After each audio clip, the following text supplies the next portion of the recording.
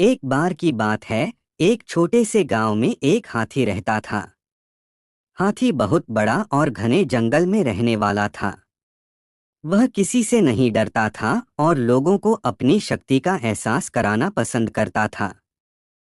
एक दिन गांव में एक कुत्ता भी था। वह कुत्ता छोटा और काफी होशियार था। वह लोगों के यहाँ बच्चों को खुश करने के लिए आया करता था।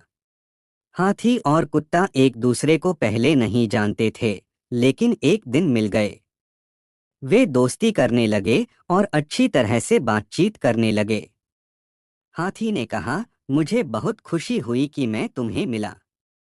मैं शायद दुनिया का सबसे बड़ा और ताकतवर जानवर हूँ। कुत्ता समझता था कि हाथी थोड़ा बड़ा और घमंडी है, इसलिए उसने कहा, हाथी, मुझे मालूम है कि तुम बहुत बड़े हो, लेकिन फिर भी इंसान तुम्हें धकेलकर मार सकता है। और मुझे तो बहुत छोटा और दुर्बल होने की वजह से सब कुछ बचाना होता है। हाथी इस पर हंसते हुए कहा, तुम ठीक कह रहे हो, लेकिन फिर भी मैं कभी बचने के लिए तुम्हारी मदद ले सकता हूँ। मैं तुम्हें अपनी शक्ति और ताकत से बनाया गया हूँ। कुत्ता गंभीर रूप से बोला, मैं जानता हूँ कि तुम कितने शक्तिशाली हो, लेकिन प्रेम और सहायता देने की क्षमता मेरे पास है। यह सुनकर हाथी सोच में पड़ गया। वह समझ गया कि शक्ति और ताकत के बावजूद प्रेम और मदद कुछ भी नहीं होते हैं।